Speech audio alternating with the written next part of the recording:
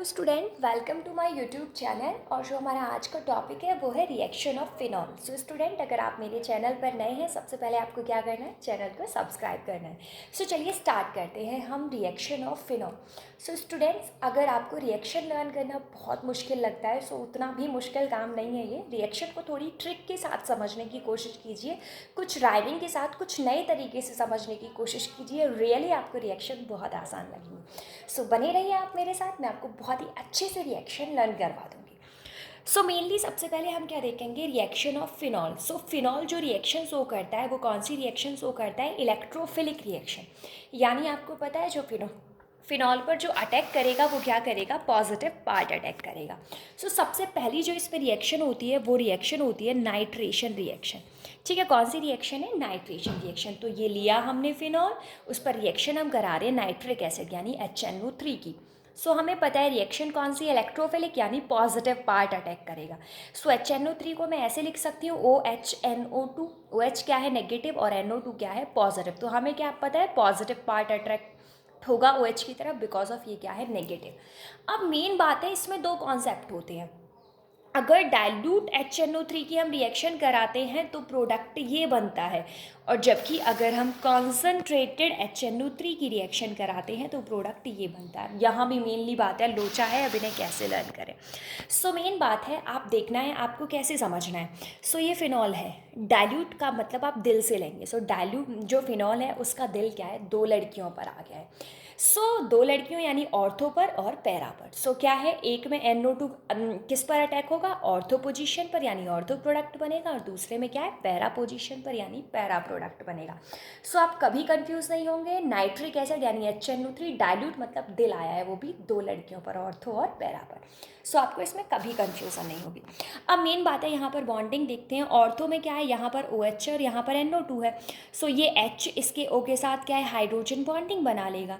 यहाँ पर self bonding होगी। इस तरीके की बॉन्डिंग को हम क्या बोलते हैं, इंट्रामोलिक्यूलर H बॉन्डिंग। जबकि पैरा में क्या होगा, एक का H दूसरे मॉलिक्यूल के O के साथ बॉन्डिंग बनाएगा। आपको नज़र आ रहा होगा, दो मॉलिक्यूल हैं, इनके बीच में हाइड्रोजन बॉन्डिंग बनी है। इस टाइप की बॉन्डिंग को हम क्या बोलते हैं, इंटरमॉलिक्यूलर हाइड्रोजन बॉन्डिंग। ये भी याद रखना है कि ऑर्थो कौन सी बॉन्डिंग बनाता है, पैरा कौन सी बॉन्डिंग बनाता है।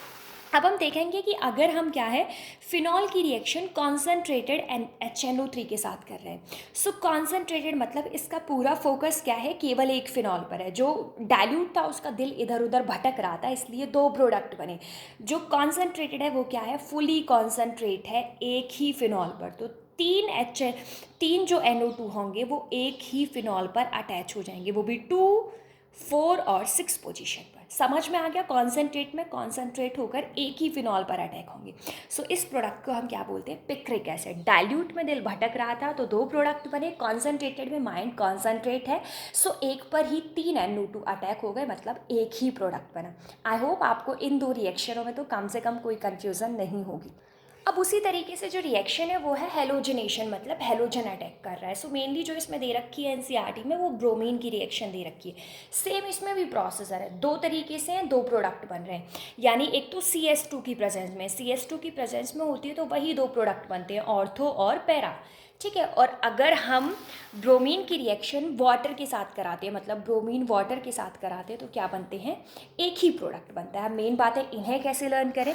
देखिए, इनके लिए भी मैं आपको ट्रिक बताती हूँ। यहाँ पर क्या है, फिनॉल है, फिनॉल की रिएक्शन ब्रोमीन से हो रही है, वो भी CS2 की प्रेजेंस में। CS2 मतलब होता है कार्बन डाइसल्फाइड। ये क्या होता है, एक कलरलेस लिक्विड होता है, और इसकी स्मेल मतलब काफ़ी स्मेल होती है इस लिक्विड में। आपको पता है, अगर किसी भी चीज़ में स्मेल है तो वो स्मेल क्या है, दूर तक फैलेगी। दूर तक फैलेगी मतलब एक फिनॉल रिंग है और दूसरी फिनॉल रिंग है, मतलब दूसरी फिनॉल रिंग तक भी पहुंच जाएगी। यानी प्रोडक्ट कितने बनेंगे, दो बनेंगे। एक तो आपको समझ में आ गया होगा, CS2 की स्मेल फैलेगी मतलब दो प्रोडक्ट बनेंगे, ऑर्थो और पैरा।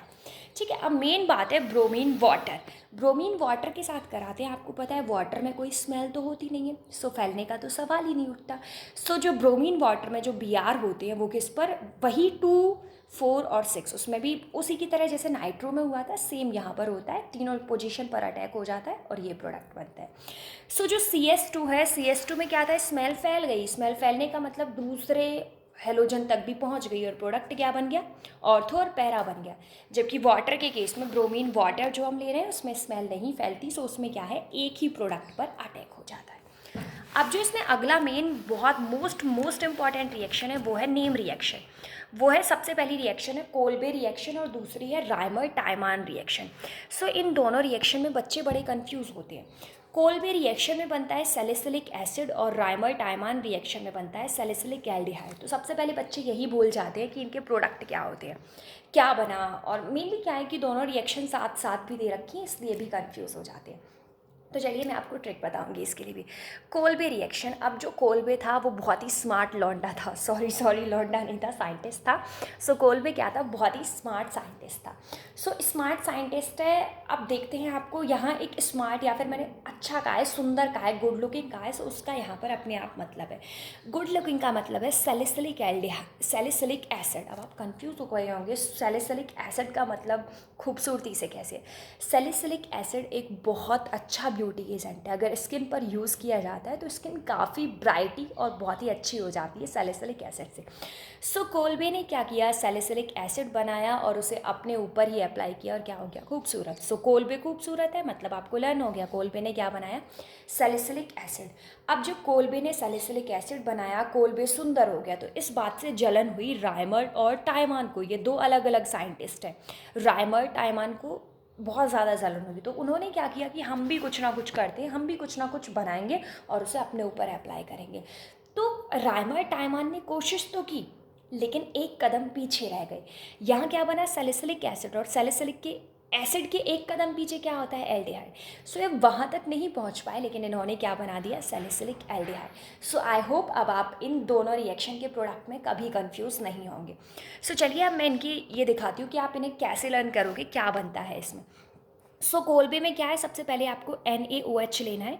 सो NaOH क्या होगा, यहाँ पर अटैक हो जाएगा, यानी यहाँ से H और यहाँ से OH, यानी वाटर बाहर निकल गया और Na यहाँ पर अटैक हो गया, तो क्या बना, ONA। फिर सैलिसिलिक एसिड बन रहा है। अब आपको पता है एसिड बन रहा है तो कुछ ना कुछ हमें एसिड यूज़ करेंगे तभी तो एसिड बनेगा। वो कहावत होती है ना, जैसा मतलब आप बीज डालेंगे वैसा फल मिलेगा। सो जब यहाँ एसिड बनेगा तो हमें यहाँ पर कोई एसिड यूज़ करना पड़ेगा। सो हम एसिड कौन सा यूज़ कर रहे हैं, CO2। सो CO2 मतलब COO, और यहाँ पर ऑलरेडी क्या है, H प्रेजेंट है। सो क्या होगा, COOH। तो यहाँ पर क्या बन गया, COOH, लेकिन ये क्या है, अभी भी ONA। सो आप यहाँ रिएक्शन किसके साथ कराओगे, HCl के साथ कराओगे। सो यहाँ से Na और Cl बाहर निकल जाएगा, H अटैक हो जाएगा। सो क्या बन गया, ये सैलिसिलिक एसिड। अब देखते हैं राइमर टाइमान रिएक्शन में सैलिसिलिक एल्डिहाइड कैसे बनता है। अब क्योंकि राइमर टाइमान दोनों थे वो कोल्बे की चीटिंग कर रहे थे, क्योंकि उन्हें भी क्या बनाना था, ब्यूटी प्रोडक्ट बनाना था। सो कोल्बे ने NaOH लिया तो ये भी NaOH लेंगे। अब कोल्बे इकलौता साइंटिस्ट था, उसे अपने लिए ब्यूटी प्रोडक्ट बनाना था, लेकिन राइमर टाइमान दो हैं। सो उन्हें ज़्यादा बनाना पड़ेगा, तो ज़्यादा बनाना पड़ेगा मतलब ये कुछ ज़्यादा यूज़ करेंगे। सो NaOH के साथ ये क्या यूज़ करते हैं, CHCl3। जैसे NaOH ऊपर वाली रिएक्शन में ONA बना लिया था, वैसे ही NaOH यहाँ भी क्या करेगा, ONA बना लेगा।